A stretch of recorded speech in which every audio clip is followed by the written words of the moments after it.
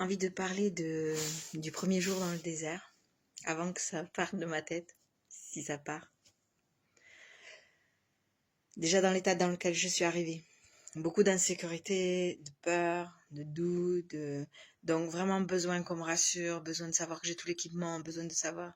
J'avais un sac énorme, j'avais préparé mes affaires, tout bien comme c'était marqué. Et puis des questions, beaucoup de questions. Donc je suis arrivée avec ça. C'était très fort et à peine descendu de l'avion, à peine reposé, on est déjà parti dans le désert. Et déjà, on se met à marcher. Donc dans ma tête, effectivement, ça trotte, ça râle en fait. Et pourquoi on fait comme ça? Et pourquoi on n'est pas resté un peu plus? Et pourquoi on est Le premier jour, c'était horrible. J'étais horrible. Bref, on arrive en 4x4 dans le désert et là, on voit les chameaux, on voit un monsieur assis tranquillement dans le sable qui nous attend. Ça semble complètement irréel en fait. D'où il sort? Mais d'où il sort?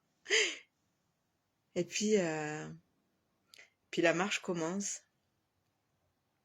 Donc déjà, moi, je reste bien avec mes gros baskets, mes chaussures de marche, mon sac à dos, j'ai mes affaires, on me propose de le mettre sur le chameau. Non, non, non, je prends. Je garde. Je marche avec mes 5 kilos, je sais pas combien il fait, mais... Et puis je marche. Il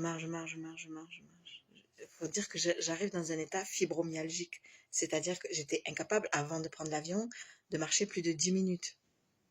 Ok? En France, ici. En janvier, je marchais avec une canne. Je n'arrivais pas à marcher. J'arrive là-bas, je marche. Au bout d'un moment, quand même, je sens la fatigue et je demande... Enfin, c'est surtout quand il a dit, bon, ben là, il y a la dune à passer. Et là, je waouh. Et est-ce que je peux monter sur le chameau? Et il me dit, oui, mais après la dune. Et là, je peux plus, en fait. Ok, je monte la dune et en haut de la dune, c'est trop beau. On peut se poser. Il n'y a pas de problème. Et c'est ce que j'ai aimé. Là-bas, c'est toujours oui. C'est toujours, il n'y a pas de problème. C'est toujours oui, bien sûr. Ils le disent pas, mais c'est oui avec plaisir. C'est oui tout de suite. Il n'y a pas de discussion. Tu veux quelque chose, c'est oui, paf. Et de suite, il s'allonge. Il s'allonge par terre. Déjà ça, j'ai trouvé incroyable. Donc, on peut profiter. Et là, il tenait son chameau. Il tire sur la corde du chameau. La tête, elle descend. Et avec le pied, il va caresser le cou du chameau. Et là, waouh. Pour moi, un chameau, c'était juste un porteur. Notre porteur d'affaires, notre porteur d'eau. Enfin. Et là, je vois un moment de paix, de tendresse, de douceur, de présence, de... Waouh. Waouh. C'était beau.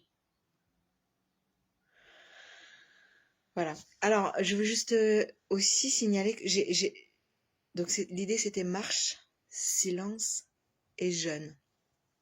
Donc, on était en plein ramadan. Donc, je m'étais dit pas d'eau pendant la marche.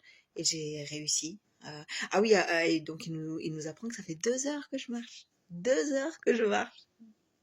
En fait, j'étais tellement dans mon râlage intérieur que j'ai même pas capté que ça faisait 2 heures que je marche. C'était incroyable.